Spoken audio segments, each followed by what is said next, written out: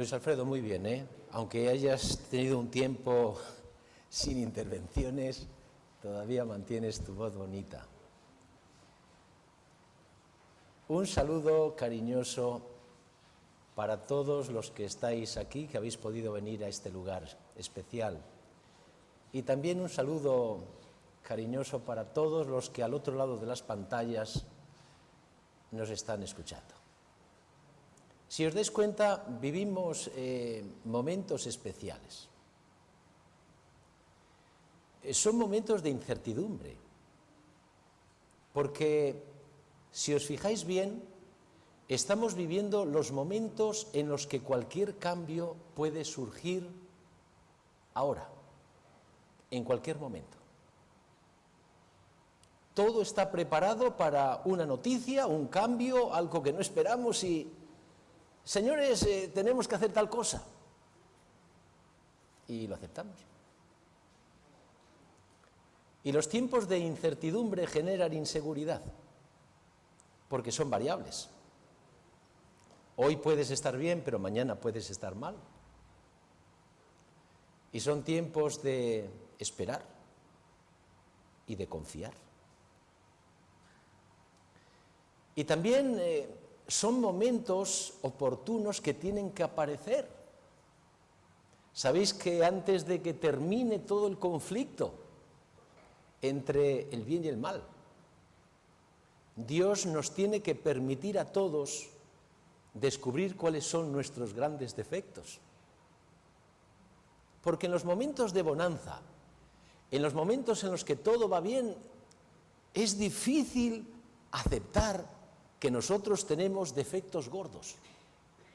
Nadie discute los defectos pequeños. Sí, yo soy defectuoso como cualquiera, pero decir soy defectuoso como cualquiera en realidad es no ver la grandiosidad de tu defecto o de tus defectos. Y yo estoy convencido que el Señor, antes de que vengan los momentos más complicados, tiene que generar momentos en los que cada uno se descubra a sí mismo y vea las cosas que tiene que arreglar. No es fácil ponerse delante de un espejo y descubrir las cosas feas que uno tiene, pero es la forma para decir, Señor, ayúdame. Es la manera en la que uno puede descubrir sus grandes necesidades y puede acudir a aquel que tiene los remedios oportunos.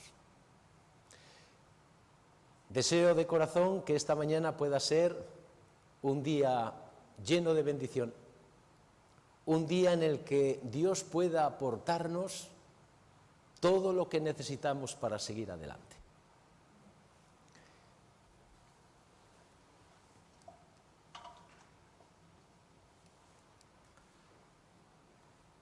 El tema que quiero presentaros en esta mañana lo tenéis ahí arriba en la diapositiva.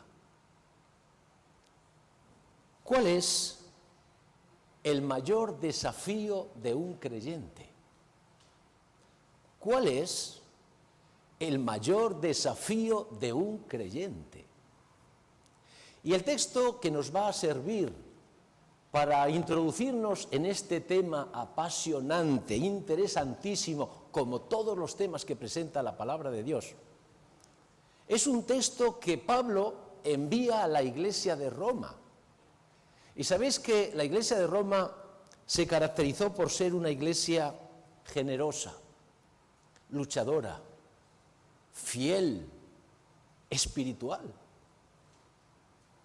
Y Pablo le mandó justamente el mensaje que tenéis ahí.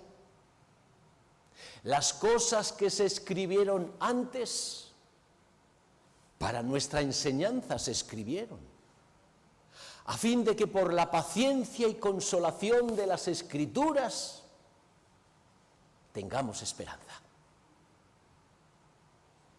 ¿De qué nos habla este texto? Nos habla de algo que nunca debería faltar en la vida de un creyente: la esperanza. Pero este texto nos habla de alguna cosa más. Nos dice que para tener esperanza necesitamos leer este libro, la palabra de Dios. Pero nos dice algo más. Nos dice que para mantener la esperanza necesitamos paciencia. Pero nos dice algo más. Nos dice que para tener la esperanza que hay que tener, una esperanza viva y poderosa, necesitamos el consuelo de Dios. Todo eso nos dice este texto.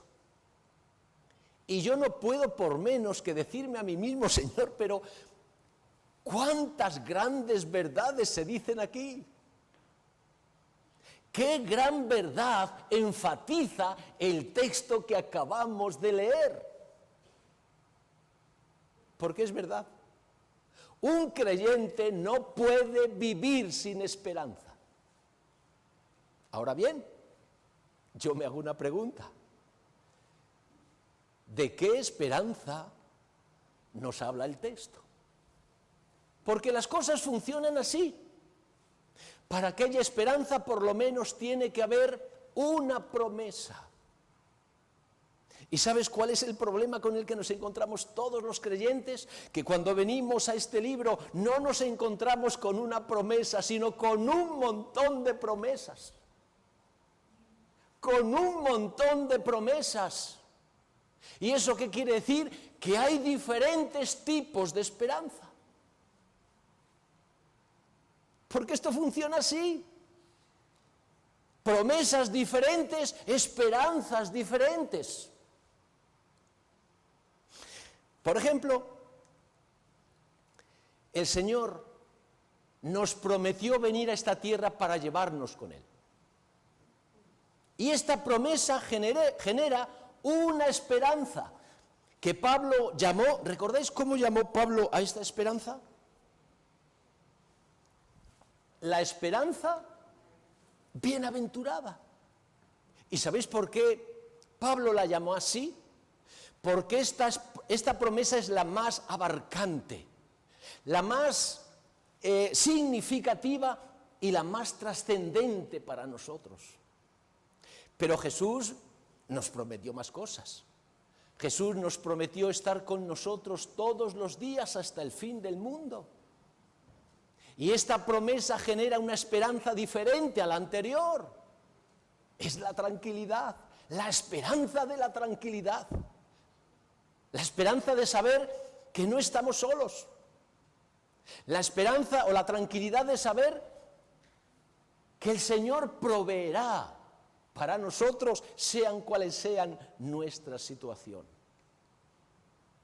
Pero el Señor también nos prometió perdonarnos todos nuestros pecados. Y esta promesa genera otra esperanza diferente a las otras dos. Es la esperanza de la confianza. Es la confianza que da saber que a pesar de que nosotros somos como somos, el Señor puede perdonar y borrar todos nuestros errores. Y así podríamos seguir con un montón de promesas más que encontramos en este libro. Y todas esas promesas generan esperanzas maravillosas. Por eso, volvamos al texto del principio. Porque es verdad que nos dice una gran verdad. Un creyente no puede vivir sin esperanza. Pero yo vuelvo a repetir la pregunta. ¿De qué esperanza nos habla? ¿De qué esperanza se trata? Porque podemos cometer el error de pensar que la única esperanza bienaventurada es la segunda venida de Jesús, y esto es un error.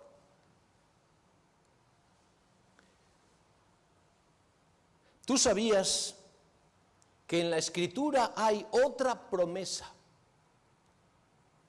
tan importante y tan significativa como la segunda venida de Jesús? ¿Y qué promesa es esa? Es esta que tenéis aquí. También la escribió Pablo y dijo estoy persuadido de esto, que el que comenzó en vosotros la buena obra, la perfeccionará hasta el día de Jesucristo. Y me gustaría hacer dos aclaraciones a este texto tan bonito. La primera aclaración es que me encanta de que antes de que Pablo mencione la promesa, diga, estoy persuadido de esto. No tengo dudas.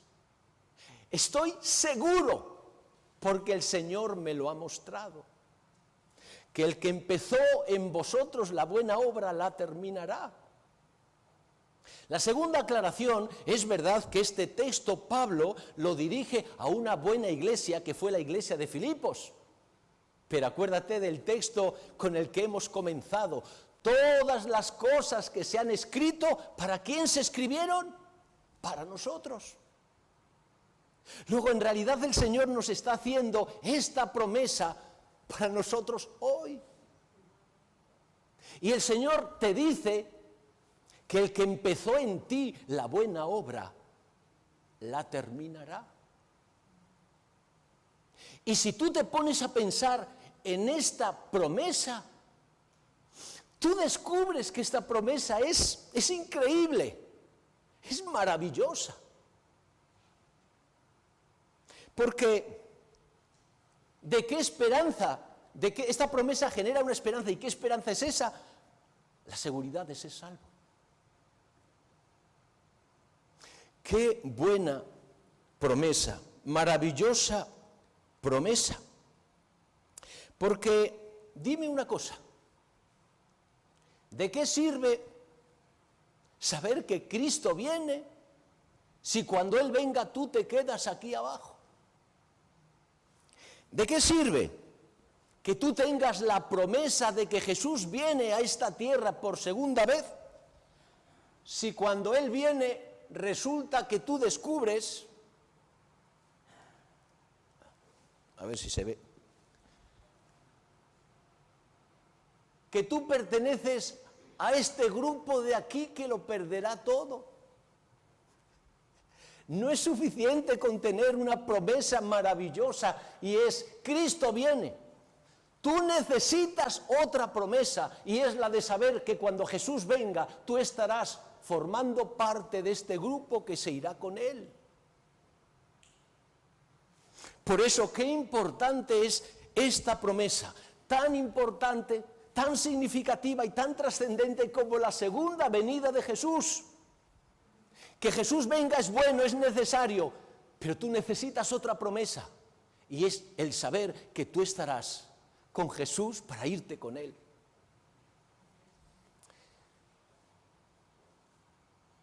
¿Me permites que te haga una pregunta? La pregunta es esta. ¿Tú estás seguro de tu salvación? ¿Tú estás seguro que serás salvo? ¿O tú vives en la incertidumbre? Es decir, unas veces dices, sí, por la gracia de Dios yo seré salvo. Pero otras veces no lo tienes claro y dudas. ¿Y sabes por qué te pregunto esto? Porque hay muchos creyentes, más de los que tú te puedes imaginar, que creen en la salvación de los otros creyentes, pero dudan de su propia salvación. ¿Y por qué ocurre esto?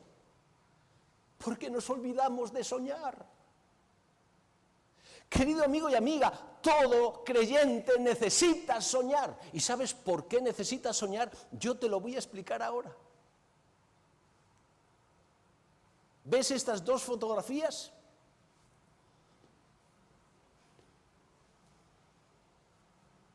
Si yo te pregunto, ¿cuál es la diferencia entre ellas?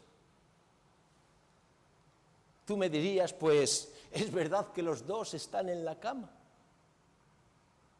Pero la diferencia es que mientras que aquí está dormido, aquí está despierto. Y esto es lo que marca la diferencia. Porque ¿qué ocurre cuando uno duerme? Que uno sueña. Y sabéis que aunque no nos demos cuenta, todas las noches, cuando dormimos, soñamos. ¿Y sabéis lo que ocurre cuando uno sueña? Que uno puede hacer cosas increíbles. Uno puede hacer cosas que en la realidad no se pueden hacer. Por ejemplo, uno puede volar. Todos hemos tenido este sueño. Así que todos sabemos la sensación tan agradable que da volar.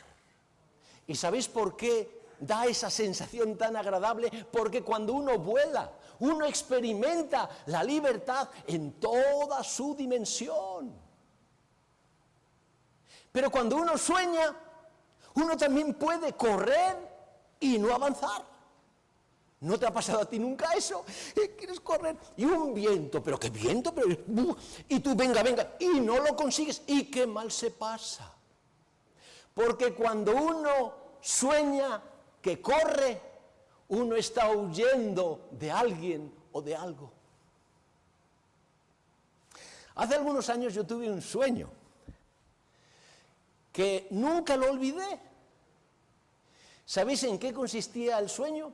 Así de golpe y porrazo, así, de repente yo me encontraba en una entrevista. Sabéis que los sueños no le busques, ¿y por qué estaba en una entrevista? No, estaba en una entrevista. Y de pronto el que me entrevistaba me empezó a hablar en inglés. Y lo curioso es que yo le entendía.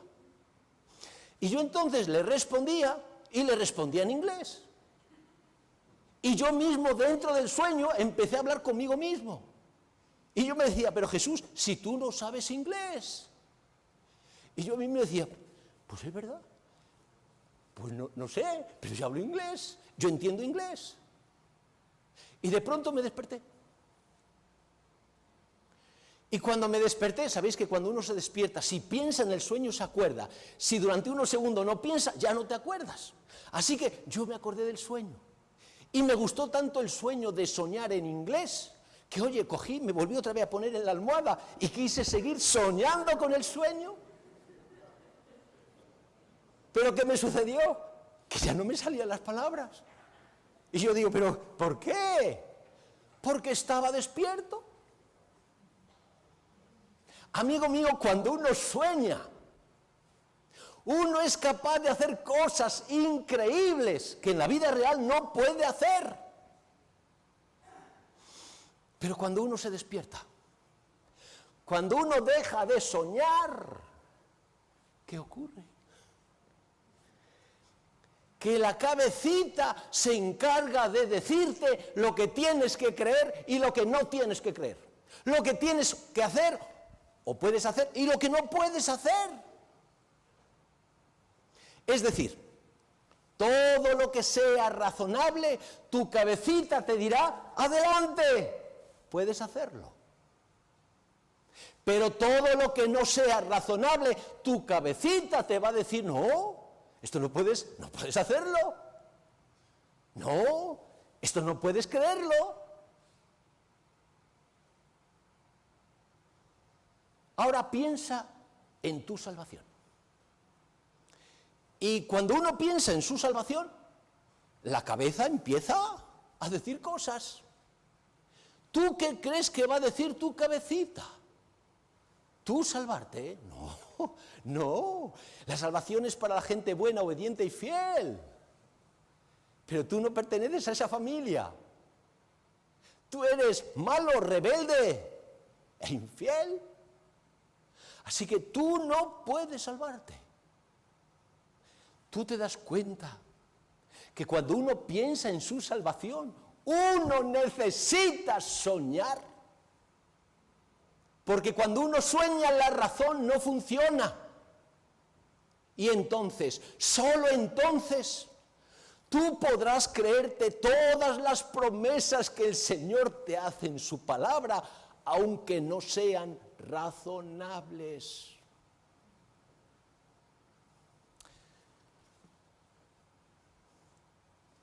Y esto nos adentra de lleno en el tema de esta mañana. ¿Cuál es el mayor desafío que tú tienes como creyente? Y cuando uno se pone a pensar en esta pregunta, es curioso, centra toda su atención en sí mismo y empieza a ver los defectos y empieza a ver las debilidades y los errores. Es decir, uno empieza a ver problemas y no es capaz de ver ninguna solución. Por eso, fíjate lo que dice el profeta Jeremías.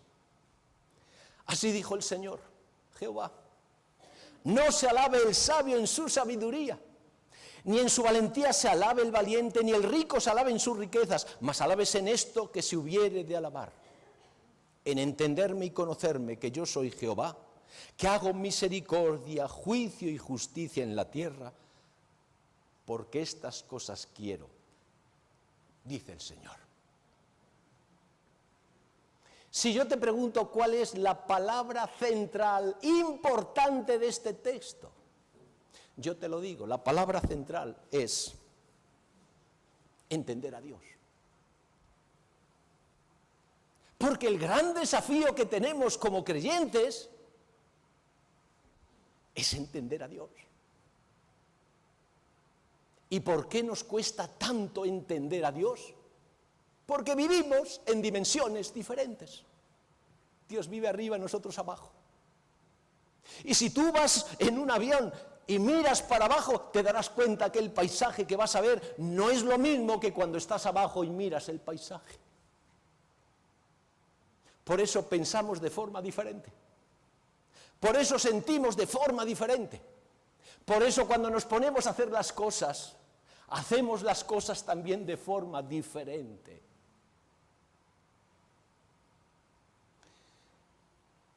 Cuando uno se acerca a la palabra de Dios, tú te has dado cuenta que uno descubre que los grandes hombres de Dios, los grandes hombres de fe, tuvieron problemas en algún momento de su vida porque no fueron capaces de entender a Dios. Y me gustaría hablar de Moisés. ¿Y sabéis por qué he escogido Moisés? Porque Moisés fue un hombre de fe. Toda su vida fue una demostración de fe. Y le he escogido también porque Moisés gozó de una valoración muy positiva a los ojos de Dios. ¿Tú sabías que Moisés vivió 3 momentos en su vida muy delicados? Muy delicados. ¿Y sabes por qué fueron delicados? Porque no era capaz de entender a Dios. El primer momento fue el momento de la entrega. Es decir, cuando Moisés decidió dejar todo lo que tenía, todo lo que sería, para entrar en el plan de Dios. Él podía ser faraón. Él podía tener una vida cómoda, fácil. Él podía tener el poder, el prestigio, la comodidad. Lo podía tener todo. Y él dijo: Señor, fuera. Aquí estoy para hacer tu plan.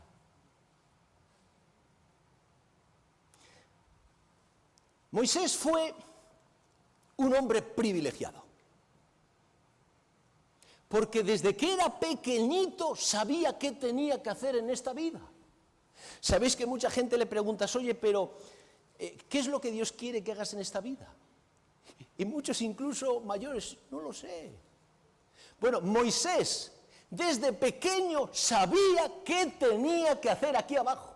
Su madre se encargó de eso. ¿Recordáis que en algún sermón yo expliqué un poquito esto?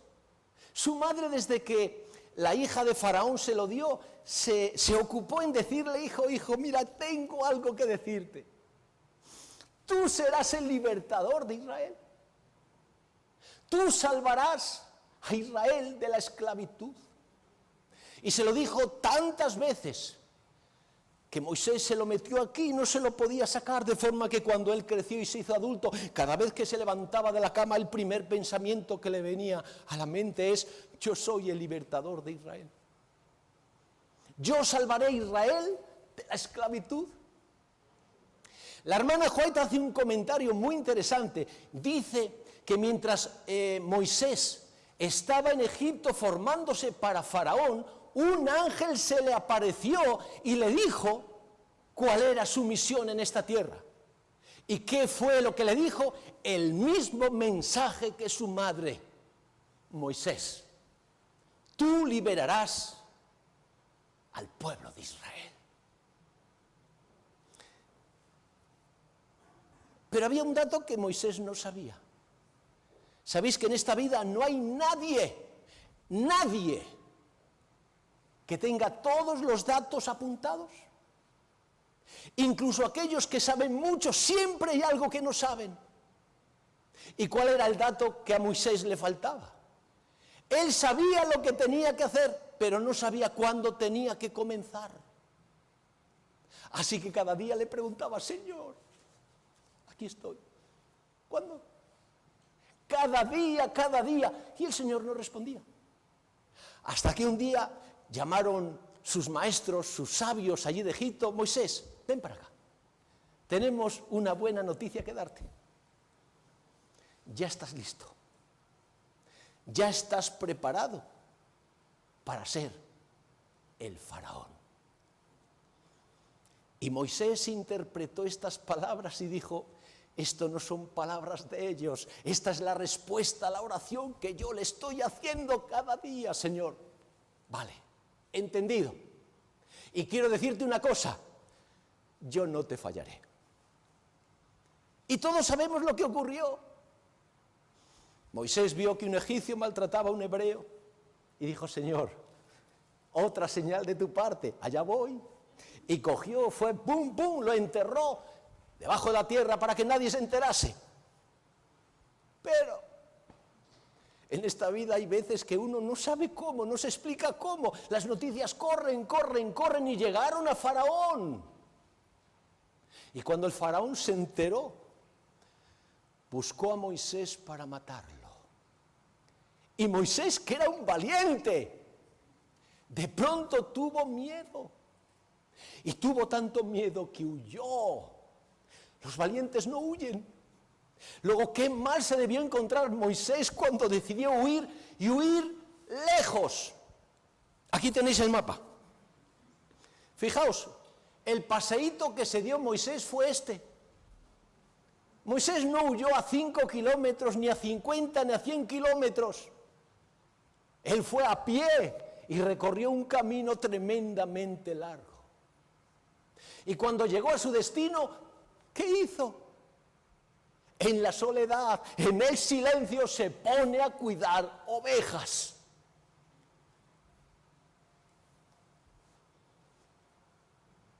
¿Sabes lo que Moisés no entendió? No entendió nunca. ¿Por qué? Después de haber hecho lo que hizo, cuando tuvo problemas, Dios no le respondió y le dejó solo. Y esta pregunta se la llevó con él a sus espaldas durante 40 años. Yo te pregunto a ti, ¿qué pasaría contigo si tuvieses que vivir la misma experiencia que vivió Moisés? Dejas todo, comodidad, dinero, vida fácil, por seguir al Señor. Y cuando tienes problema, Dios te abandona, te deja solo. Amigo mío, cuando uno no entiende a Dios, corre el peligro de perder algo tan bueno, tan necesario y tan importante como la esperanza.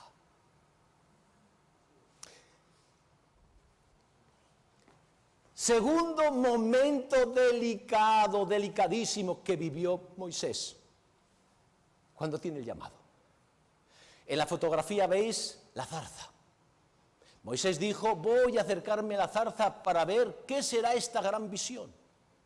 Y cuando se acerca a la zarza, El mensaje que Dios le da es el siguiente: he visto la aflicción de mi pueblo que está en Egipto. Por tanto, ve ahora, Faraón, y saca de Egipto a mi pueblo, los hijos de Israel. ¿Y qué fue lo primero que hizo Moisés? Bueno, es verdad que Moisés al principio puso, no, pero finalmente fue. ¿Y qué fue lo primero que hizo? Se presentó delante de los ancianos y les dijo todo lo que Dios le había dicho que tenía que decir. Y la noticia se extendió por miles y miles y miles de hebreos, porque recordar que el pueblo hebreo era grande en extremo. ¿Y qué ocurrió allí? Pues como ocurre donde hay mucha gente. Unos creen y otros no creen. Unos creyeron a Moisés y otros no creyeron a Moisés. Y Moisés preparó la entrevista con el faraón. ¿Y qué hizo el pueblo hebreo? Todos se pusieron a orar. Y todos decían lo mismo: Señor, prospera el encuentro. Señor, que salga bien el encuentro. Señor, que podamos quitar esta esclavitud y ser libres.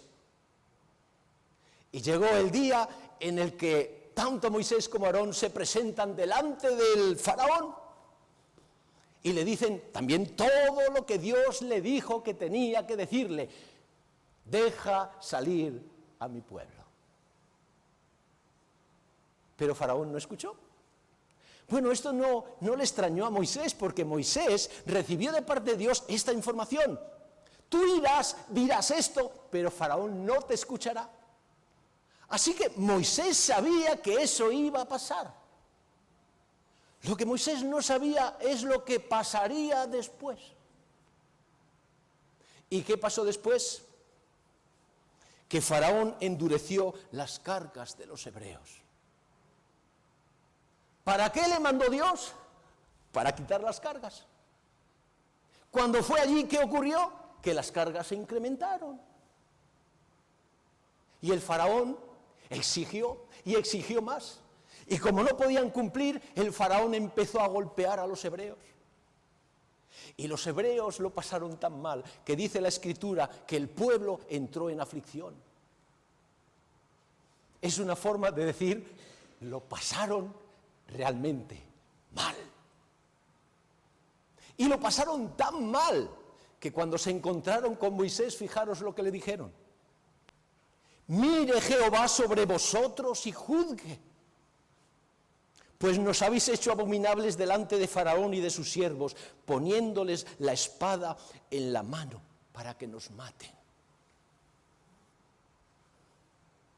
Ahora piensa por un momento en Moisés. ¿Tú qué crees que pasó por su cabecita? Moisés estaba confundido, no entendía nada.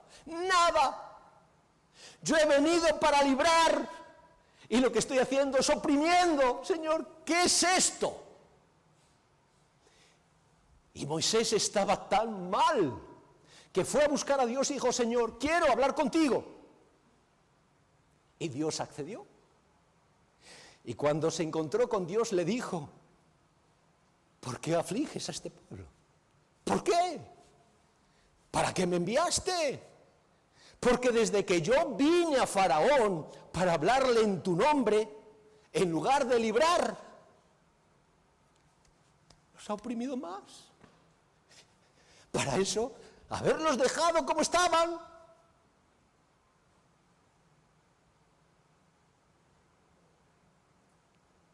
Yo te hago una pregunta. ¿Qué harías tú hoy si tuvieses que vivir la misma experiencia que Moisés?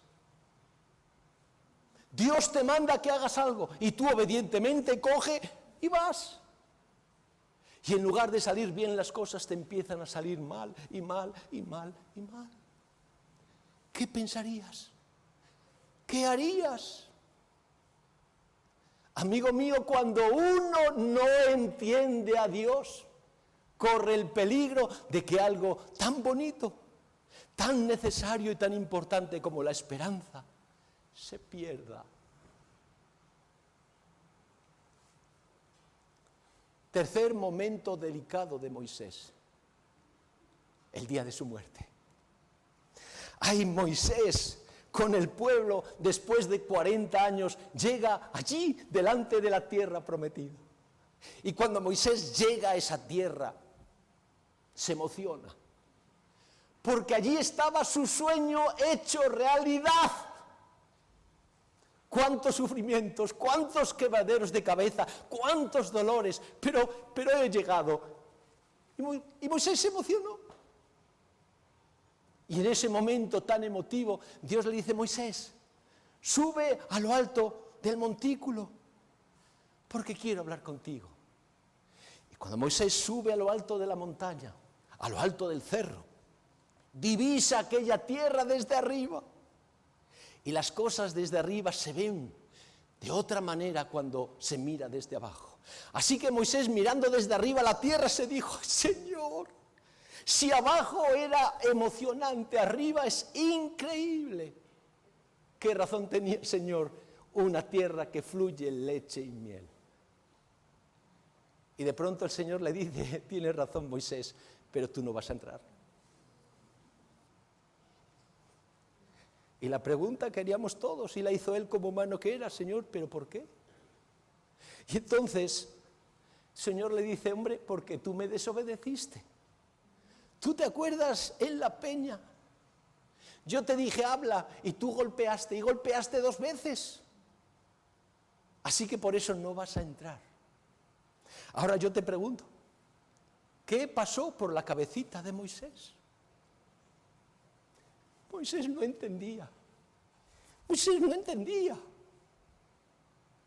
Porque, amigo mío, había cosas que no encajaban en lo que Moisés sabía de Dios. Por ejemplo, Moisés sabía que Dios era infinitamente misericordioso. ¿Y qué es la misericordia? Es la capacidad que Dios tiene para perdonarlo todo.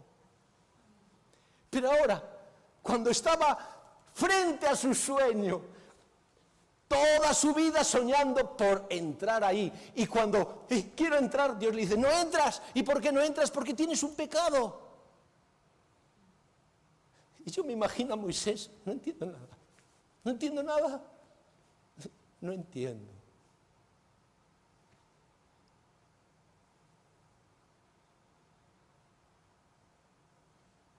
¿Qué pensarías tú? ¿Qué harías tú si hoy tuvieses que vivir la experiencia que vivió Moisés? Porque, amigo mío y amiga mía, cuando uno no entiende a Dios, corre el peligro de perder algo tan bonito, tan valioso y tan importante como es la esperanza. Y yo tengo que terminar. Y quiero terminar haciendo 3 preguntas, de las que extraeremos 3 lecciones importantísimas. La primera pregunta: ¿por qué cuando Moisés mató al egipcio, Dios le dejó solo? Lo había dejado todo. Y en un momento de necesidad, Moisés está solo. ¿Por qué? Porque Moisés cometió un error. Moisés se creyó que él era el libertador de Israel. Moisés se creyó que él era el salvador de la esclavitud del pueblo de Dios. Y Moisés no se dio cuenta que lo único que era un instrumento en manos de Dios. Porque no olvides nunca esto: Dios siempre fue el salvador de su pueblo. Nunca un hombre fue encargado para salvar. Dios siempre fue el salvador de su pueblo. Y ahora viene la lección. ¿Quién es tu salvador? ¿Eres tú o es Jesús? Porque si crees que eres tú, en tu vida va a haber silencios. Pero si crees que es Jesús, en tu vida Jesús te hablará. Pero permíteme que yo afine un poquito más esto.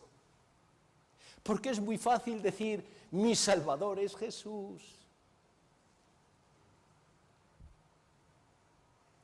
Si tu Salvador es Jesús, ¿por qué cuando piensas en tu salvación, piensas en ti? ¿No crees que deberías pensar en Jesús? Es para reflexionar. Tú te vas a salvar y automáticamente piensas, uy, peco. ¿Por qué piensas en ti? ¿Quién es tu Salvador? Y no me importa lo que digas, lo que me importa es qué crees. Porque si cuando alguien te dice tú vas a estar salvo, miras a Jesús, verás las cosas de otra manera.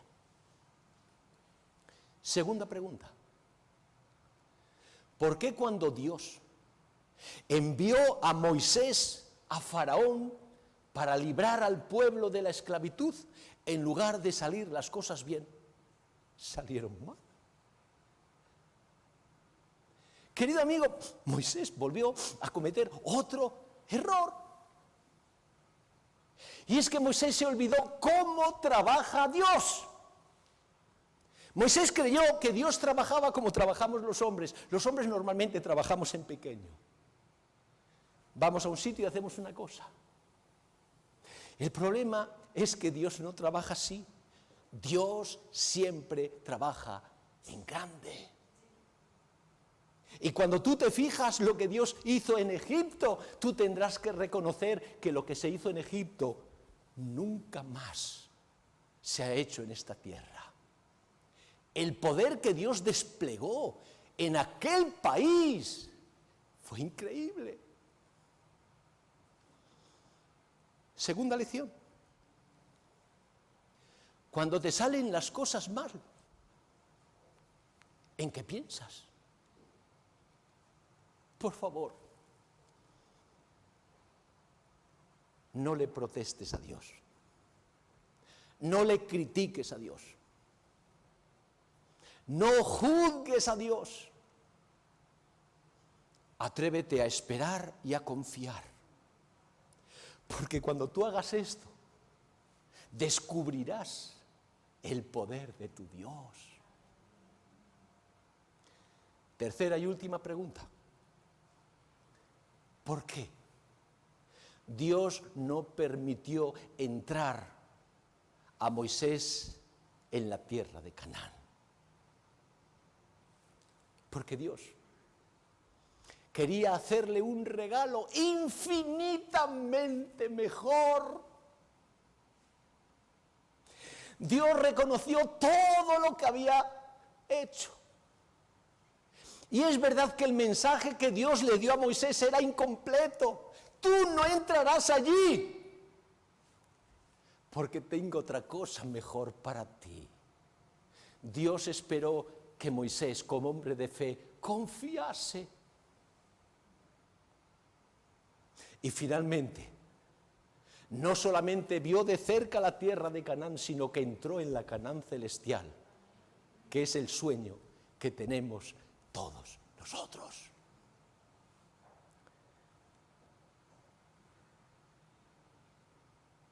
¿Y cuál es la gran verdad? Dios es infinitamente generoso. Y ahora llegamos a la tercera y última lección. ¿Cuál es la gran verdad que se desprende de lo que acabamos de decir? Amigo mío, cuando llegue el final de tu vida,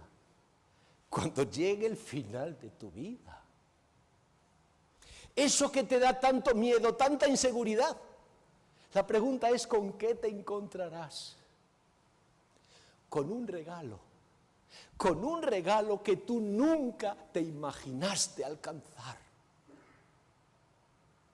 Y en ese momento comprenderás lo que significa que tu Dios es misericordioso. Hay una cita del Espíritu Profecía que a mí me encanta.